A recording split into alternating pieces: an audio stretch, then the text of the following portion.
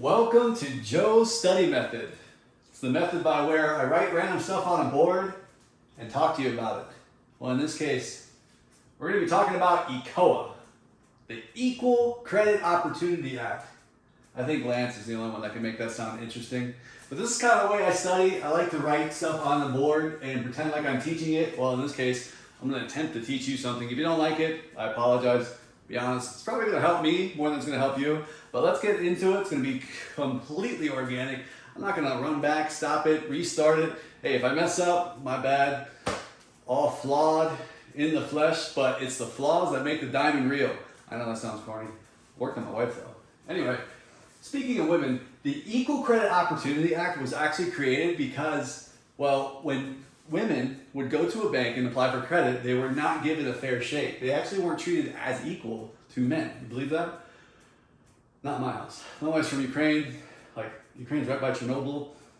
She's a tough broad. She glows at night, but for the most part, she runs the roost, or the house. I just pay the bills. Anyway, ECOA, Equal Credit Opportunity, was enacted in 1974 by the federal government, I think. At least that's what I wrote down. And it is to provide everyone with an equal chance to get credit.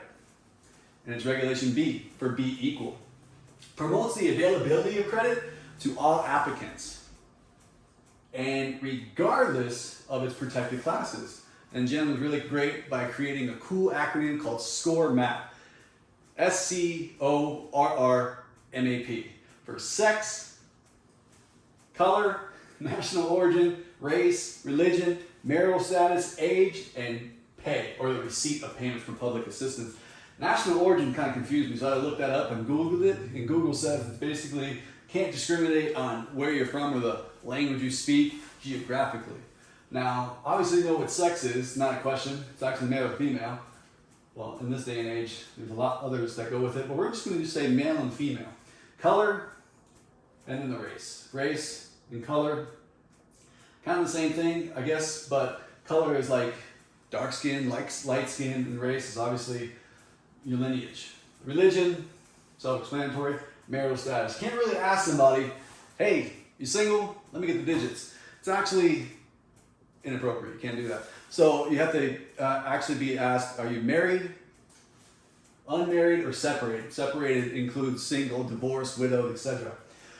Now age, you can't discriminate if somebody's too old or too young, but there is certain requirements. You have to be a certain age to sign a legal document, and that's 18 years of age. And 62 years or older, you qualify for a reverse mortgage. So kind of like Tricia used in her videos, a 92-year-old comes into a Maserati dealership. You can't really judge him because he wants to buy a car that costs 200 grand and be like, dude, you're gonna probably only live for a couple of years. You don't need a Maserati. Hey, it ain't your place. Dude wants a Maserati, he gets a Maserati if he can afford it. Anyway, so I digress.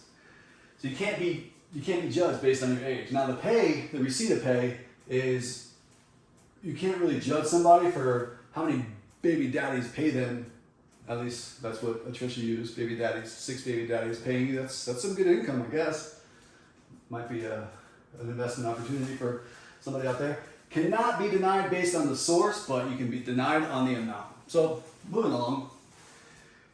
Now, obviously, what it regulates is it has to monitor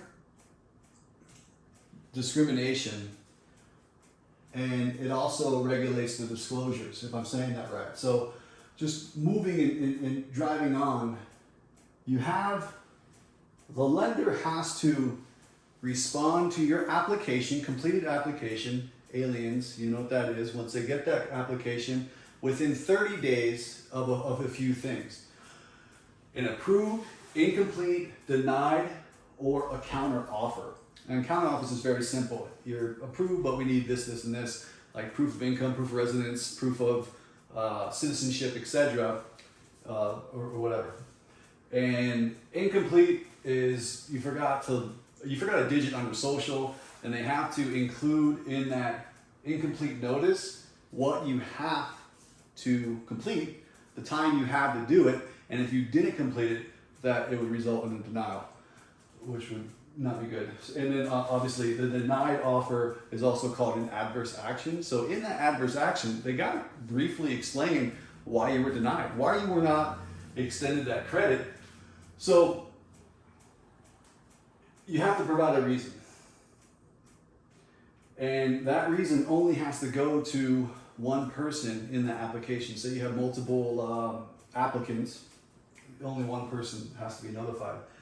And then, so other things that it talks about is, say you were denied based on an appraisal. Well, the appraisal, the lender must provide, you have 90 days to request the reason why, and then after you request, the lender has 30 days to give that to you. If you're approved, you get it in 3 days. And I mean, there's a lot of things that kind of repeats itself within this law. HMDA, the Home Mortgage Disclosure Act, kind of dips into ECOA a little bit, talking about redlining in certain practices that you can't be a part of. That's what actually is regulated. That's why all this comes into factor. So you got to make sure that you're not just lending certain people to certain areas, and it prevents that redlining, which is just focusing on low income, keeping low income where there are, middle income, etc. So that's a really brief overview of a COA. I'm just trying to look